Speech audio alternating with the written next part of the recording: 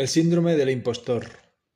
¿Cuántas veces has sentido ese miedo a que te descubran, a que se den cuenta de que no eres tan inteligente, de que no sabes tanto, de que no tienes todas las respuestas, en definitiva, de que no eres suficiente para hacer lo que estés haciendo, ¿no?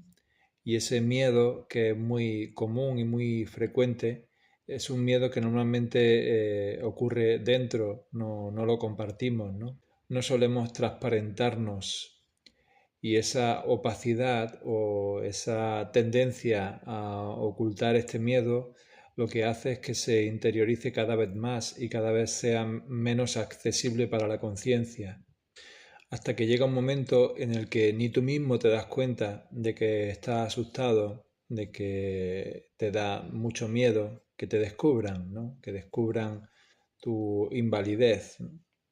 Y aunque es verdad que esto puede ser cierto en algunas ocasiones, ¿no?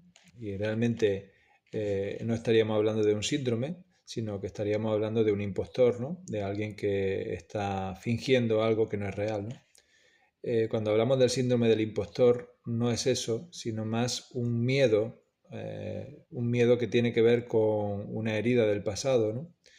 En donde fuimos rechazados por no cumplir con las expectativas de nuestros padres, de nuestros cuidadores, de nuestros hermanos, de nuestros amigos.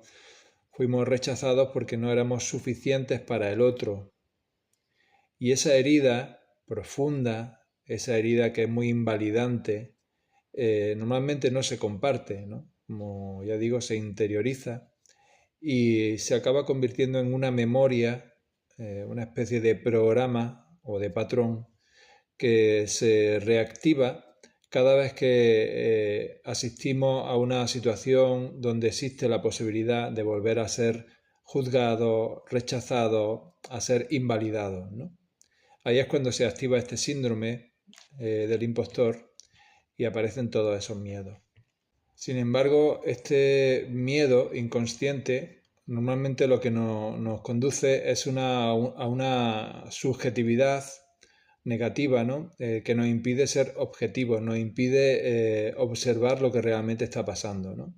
Si realmente hay motivos para creer que no estamos siendo suficientes, o es más, como ya digo, una memoria, un recuerdo que ocurre dentro, que está interiorizado, ¿no?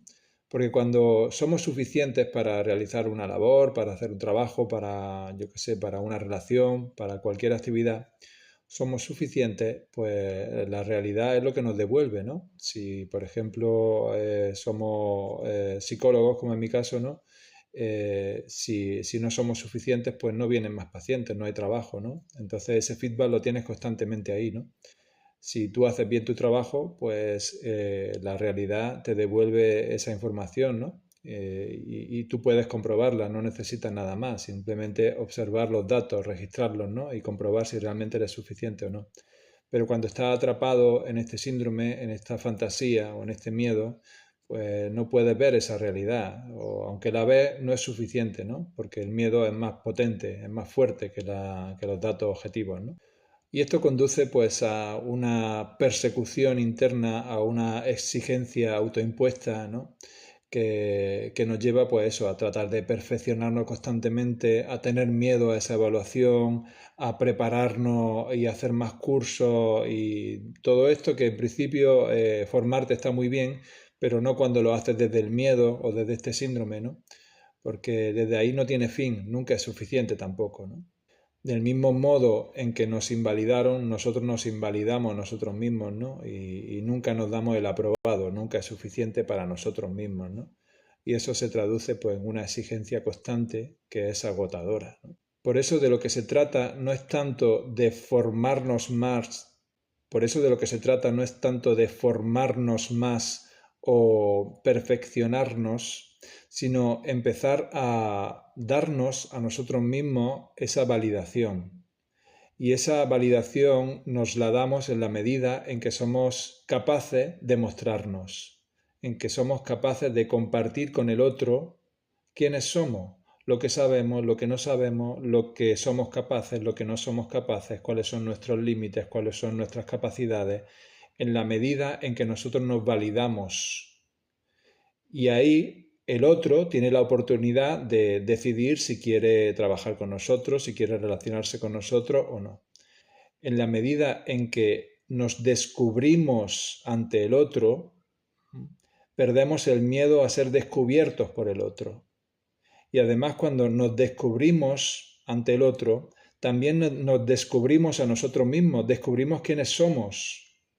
Porque detrás de ese miedo a ser descubierto está nuestro potencial, nuestra capacidad, también nuestras limitaciones, está lo que somos.